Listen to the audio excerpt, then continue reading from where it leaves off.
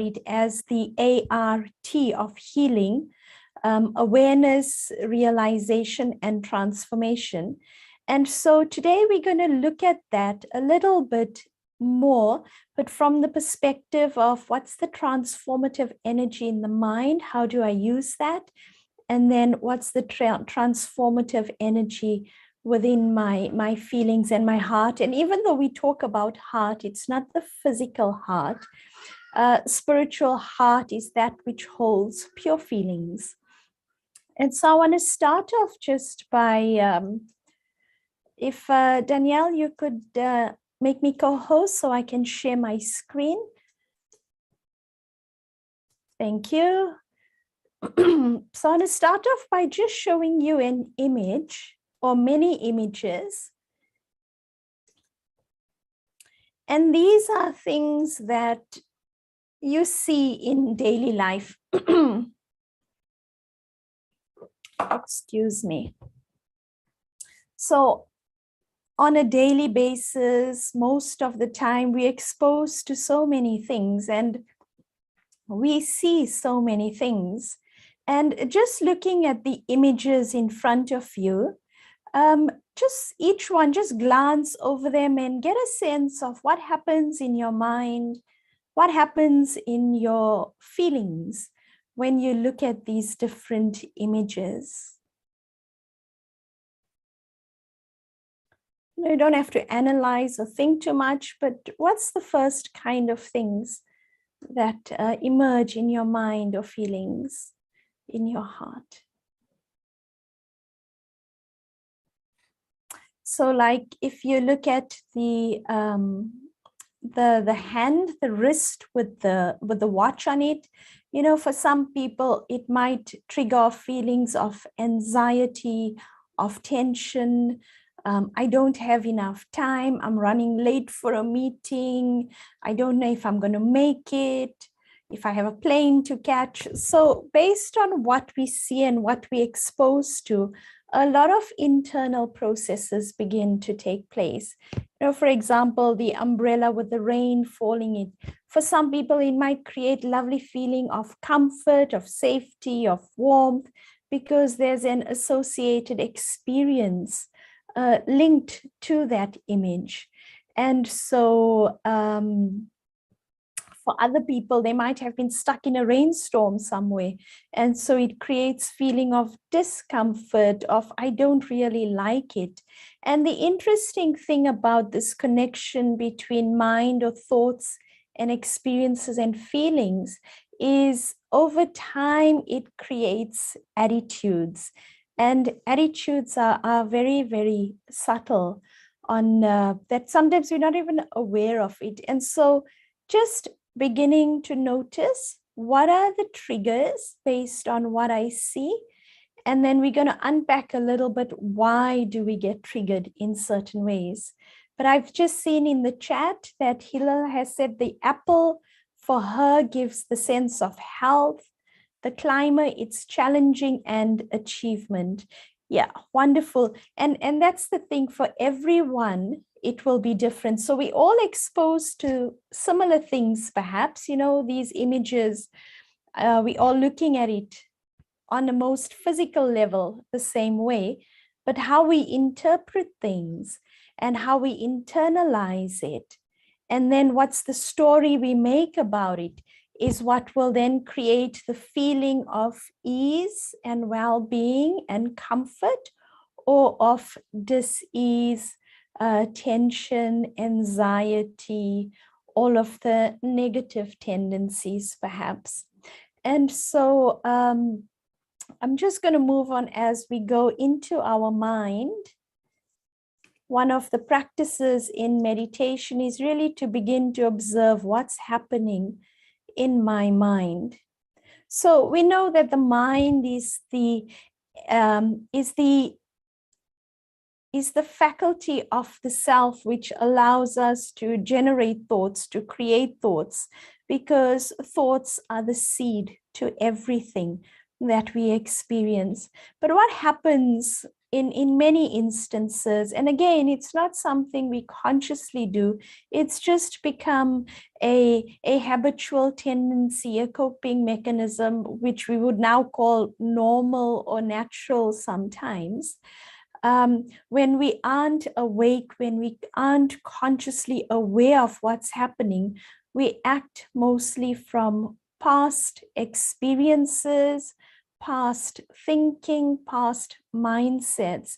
And so even though we might have the intention or even the thought, determined thought, I'd like to think differently, I'd like to do something differently, we tend to gravitate towards the old patterns and behaviors because on some level we're still attaching ourselves to something limited, to something old, something that's not in accordance with our original, natural, pure state of being.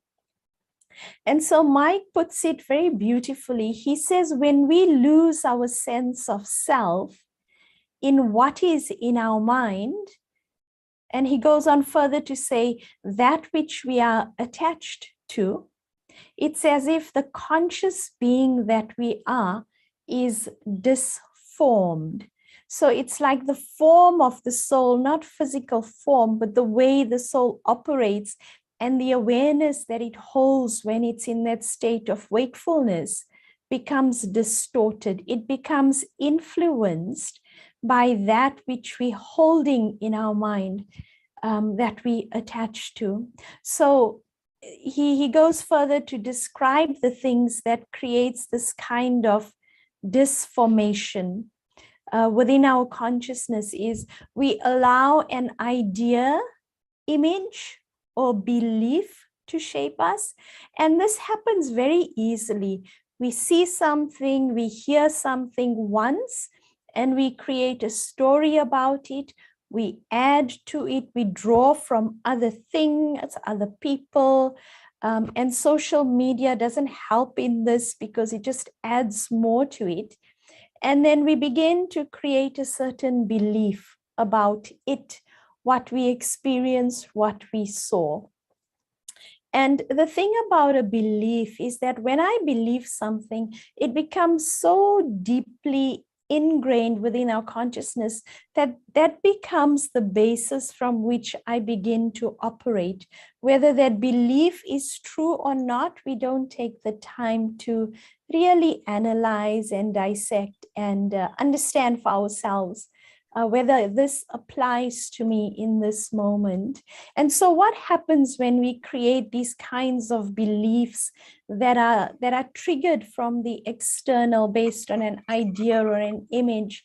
We use this to give us a false sense of identity. So for example, I know that I'm a soul, I know that I'm a pure being, I know that I'm powerful, but let's say I make a mistake and someone's there and they reprimand me, and for some reason they say, you're so useless, you're so weak, you always do this, you keep making the same mistakes.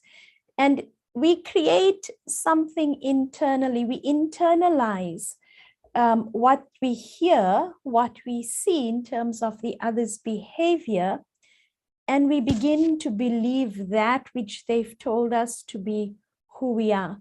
But before that incident, maybe I'm practicing meditation and I've been on a spiritual path for a long time. I feel internally that no, I am more than that. I do have power, I do have potential. But in that moment, we get influenced by what's coming in. And because we're not consciously awake to who we are, that overpowers what we know about ourselves. And we begin to create this belief that I am weak, I'm useless, I can't do it, I will fail. And so then everything that we do as life presents us with many opportunities, let's say not challenges, but opportunities, I will approach it through this filter and this false belief that I might fail, I'm not good enough, it's going to be difficult. And so we don't have that ability sometimes of that clarity of the intellect to recognize that it's just a mistake I've made once. And so let me rectify it. If I need to learn from it, let me learn from it. But I won't allow that to hijack me for the rest of my life and the different experiences or situations that I may encounter. And so what happens through that process when we identify with a false sense of identity, we become trapped in a mental form rather than being. So instead of being peace, love, happiness, we get stuck into this belief and then the subsequent identity that we created. And as I had mentioned, then we begin to feel inadequate, threatened, fearful, angry, resentful, and all of these are forms of or signs of dis-ease within our consciousness, but obviously within our feelings as well. And so Mike talks about transformation is the liberation of the self from the unnatural forms that the self has created and adopted within the mind. One of the things that I love is that we as souls, as spiritual beings, hold the energy of creation, sustenance, and destruction. So if there's something that I've created in my mind that I know is not supportive or beneficial, I have the capacity to destroy or transform that thought into something else. So I don't have to remain a victim to what my mind is throwing at me or generating. But when I consciously come into awareness and there's the realization that this is not good for me, then I have the energy or the capacity to transform them. And so just observe for the day for yourself today. What's the kind of imagery that I'm holding onto in my mind and creating? How am I sustaining those? And what is it doing for my internal sense of well-being? So lots is happening in our mind, which we hopefully are becoming more conscious of, because when I can see, then I can transform. And then we're going into the heart and the feelings. And again, here I have choice to choose what it is that I want to feel. Understanding the connection between thoughts and feelings is important because it helps me to create a correlation, a congruency, a connectedness that my thinking and my feeling are the same. That I'm not thinking positive, I might be thinking positive thoughts, pure thoughts, but my feelings are contrary to that. How is it that then create a sense internally of my thoughts and my feelings being in alignment? And so when it comes to feelings, Mike reminds us that the main sign of transformation is the ability to choose your feelings at any and every moment. And the practice of just pausing is such an invaluable practice to see what's happening and then deciding, do I want to feel this way? And if it's not, okay, what do I want to create as an internal feeling? And then making that shift, making that transition. But the key thing to remember is that you cannot, or it becomes extremely difficult to change your feelings when you are emotional. So, when there's the emotion of anger, jealousy, resentment, even tension, worry, fear, some kind of emotion, then your ability to think rationally is compromised quite drastically. And so it creates confusion, doubt, I'm not sure where I'm at, where I want to get to. And so it becomes that much more challenging to move to that place I want to create. And so we begin to see that there is a difference between emotion and feelings. And sometimes we use these two words interchangeably.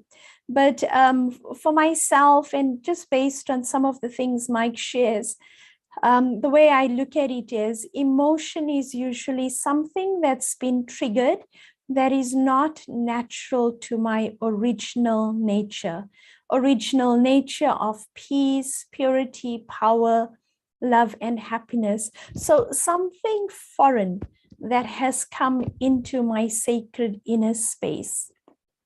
So emotionally, usually externally triggered. So something I saw, something I listened to, a memory perhaps that I remember, although it's internally, but the memory is associated with some experience that I might have had within the world that we're living in. And feelings, I tend to look at them more as internally generated. So it's not a reaction, but it's something that I've created and generated for myself when I am in alignment with who I am as that spiritual being. So feelings more, I look at, it's a more positive expression of the self. It's a more pure expression of the soul. It stems from peace, purity, love, power, happiness, and all the expressions of that in terms of compassion, kindness, patience, love, caring, things that we want to hold within ourselves. And that's where this ability to choose comes into play. That, I find it's important or useful, helpful, to know that what is the space that I want to hold in my mind and my heart. So maybe for today, I decide, okay, I want to keep my mind very light today, and I want to keep my feelings also very light. And so when I create this kind of intention for myself, then I'm more open to observation and seeing, is what I'm taking in through my eyes, my ears, anything else in alignment with creating this feeling of lightness? If not, then let me transform things so that I maintain that feeling and that mindset internally. But when I don't create this intention for myself, then when something's triggered, I struggle to get to where I want to be, because there isn't that clarity of intention. And so it's useful that, when you wake up in the morning, and hopefully you do spend some time in meditation, when you set an intention, just to be clear for yourself, what is it that I want to hold in my mind? What is it that I want to hold within the heart space? As a feeling, and guaranteed things will come to challenge that, but then I know exactly what I need to do to transform it, because I know what it is that I want to feel, what I want to get to. So think of it as, if you're traveling somewhere, you've got to go to point A and point B, and for some reason you take a wrong turn somewhere, you get a little bit lost. But because you know where you need to get to, you can easily make your way back. But if you don't know where you're getting to, you will drive around in circles, expend energy, get frustrated. But it becomes clear when you have a sense of direction. So create that internal focus for the self, for your mind, and for your heart, for your feelings. And so all of this happening internally, but how does that then reflect outwardly? It is the absence of emotion, so things that are triggered from the external, and restoration of our capacity to respond creatively instead of react emotionally. And so a sign, a gauge, a benchmark of how this process of transformation is unfolding for me and how it's working for me is that I will be less reactive and I will respond more consciously. And the result of that usually is I feel more stable and settled within myself. I feel more at peace, and I feel more confident about the decisions I make and how I'm responding to things around me. So it's beautiful because there's the internal process, which is a quiet process, which you are fully aware of. But how does that express itself externally? and I can see that for myself based on whether I react or whether I respond. So those are some things I wanted to bring in today. And the main thing really being aware of my thoughts, my feelings, but also recognizing I have power at every given moment to choose what are the thoughts I want to generate and sustain, but also what are the feelings that I want to create. And it really comes back to, where do I align my consciousness to? And what do I want to align that to in terms of my original, my natural state of being? So I am going to stop there and just see if there is any questions, any thoughts, any comments that you might have, perhaps something you'd like to share of an experience or some insights that you might have. Please do feel free to unmute or put it in the chat. Morning. Good morning. Thank you so much for this session. I woke up with turbulence. I didn't know how to handle it. And as you talking about, it's up to myself to put it in my mind. I don't know when I'm putting it right. Of how do I want to think? I think so. I think I'm paraphrasing. So I'm putting things in order in my system. I was just as if I'm getting mad, but now thank you. Because I'm trying now to put things in order. Thank you. Great. Thank you so much for sharing. It's true, you know, sometimes we get overwhelmed.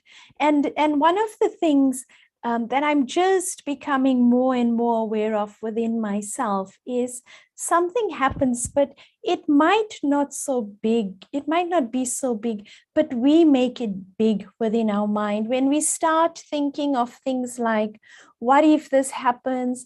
How am I going to manage? It hasn't even unfolded, but we make a story within our mind of the what ifs.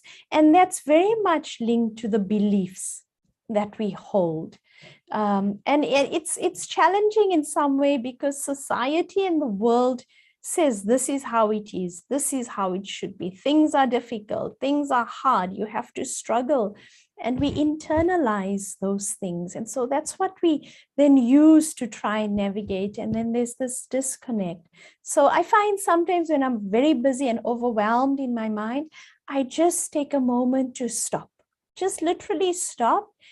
And I love what you're saying, put things in perspective again, gather my thoughts and then look at it and say, okay, what can I practically do to help to find a solution to this? Whilst keeping my sense of well-being intact. So I just take a moment. So thank you so much for sharing. Really appreciate it. I see there's something in the chat. Is anger a feeling or an emotion? I would say anger is definitely an emotion because it is opposite to love and compassion and peace. So anything that is so this is my simplistic definition or difference between emotion and feelings.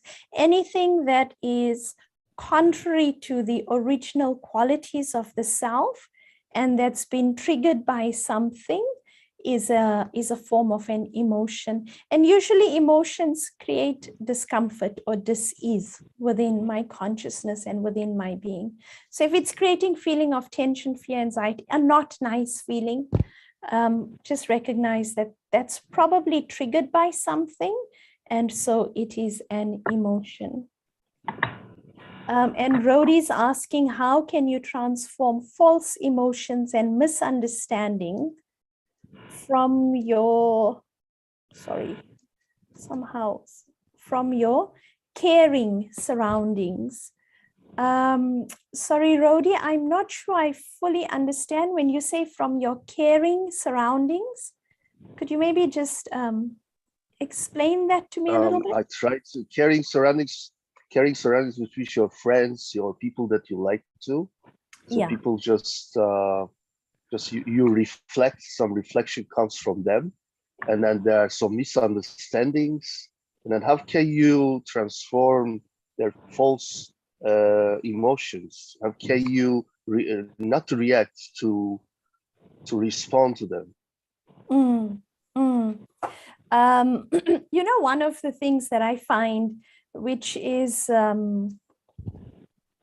very powerful for myself, and it's a difficult practice to kind of get to, and I'm still working on it, is to try and not have expectations of others.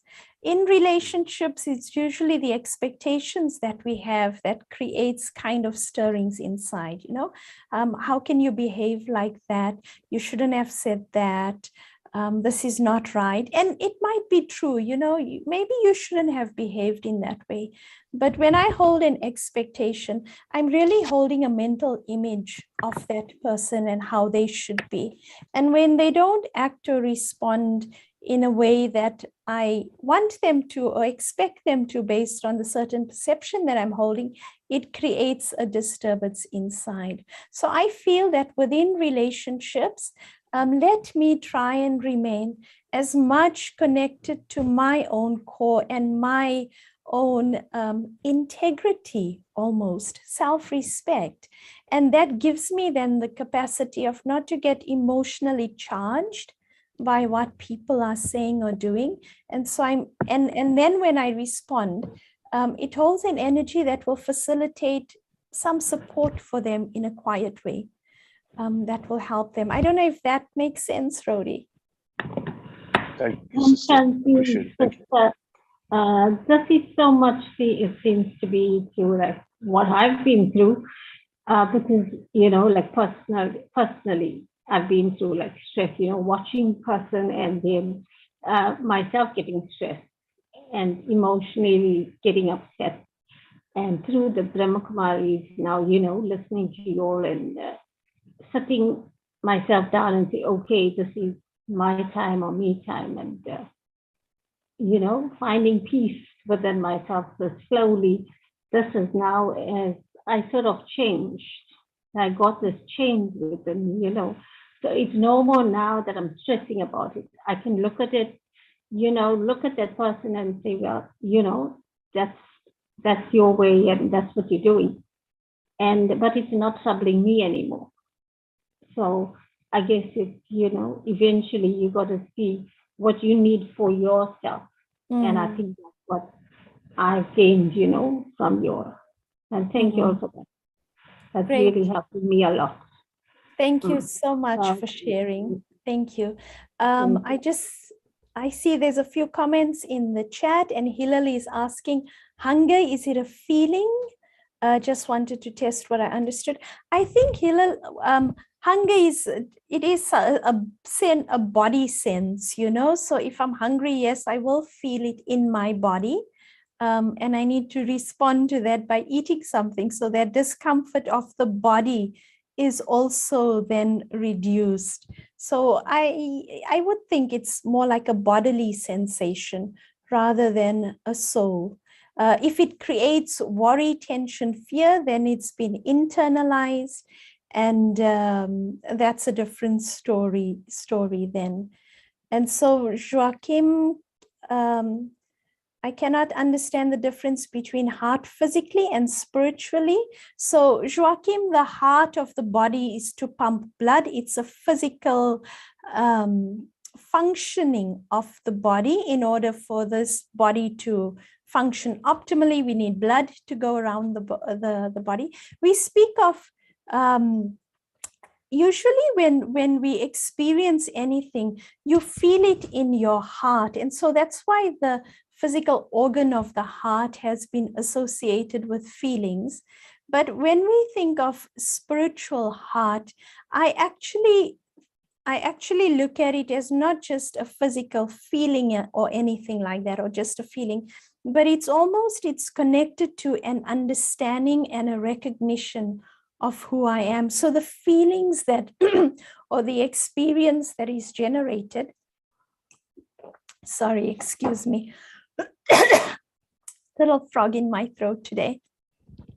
It's the feelings or the experience that's generated from the awareness and understanding of who I am as a spiritual being, and when I'm in alignment with my pure nature and qualities. So that's how I would describe the spiritual heart. So it's not a feeling per se, but it's rather a state of awareness that becomes a dominant experience within my consciousness. So hopefully that helps. And then Esther saying, sometimes when you think positive, emotions are different to the thought and negative energies left. How long does it take to align thoughts and emotions? Actually, it can take as long as you want it to. It can happen in a second. When there's that recognition and realization, then I can step into that space immediately. Mike George says, all emotion dies under observation. When I can see the emotion for what it is, and I can see where it's triggered from, and I bring myself back to that awareness that I am a soul, I am peace, I am light, I am love, automatically that emotion dies, because emotion is a false sense of self, whereas peace, love, purity is my original nature. And where there's truth, falsehood cannot exist. So it's either or. So I find the easy way to help me to disassociate or reduce or diminish the energy of negative emotions, instead of fighting with it or trying to rationalize it sometimes, I just take a moment and come back to the awareness and realization of who I am, and allow that to be the building block from which I then move. There's lots of questions and comments. Let's see if we can quickly get through that, because I see we're running out of time. So thank you for the reminder. This is okay.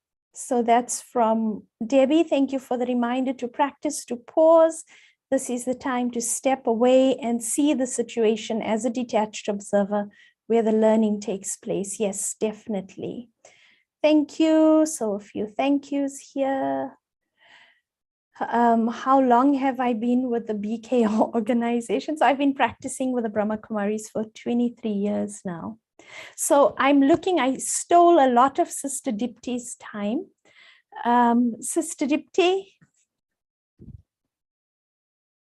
are you there? I've been enjoying it so much. I forgot about time.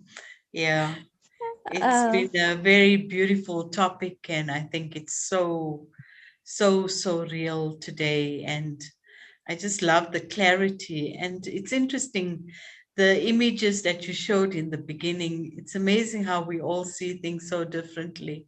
Because in each one of them, I just saw one word: connectedness. You're like connected to something. So it's quite interesting where we go through. But thank you very much. That was lovely. It was really beautiful.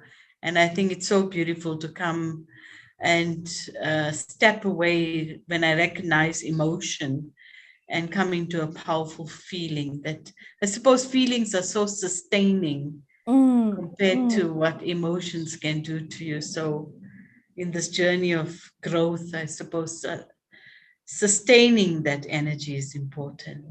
So that's very lovely. Thank you so much. Great. Thank you, everyone. Have a lovely day. Good.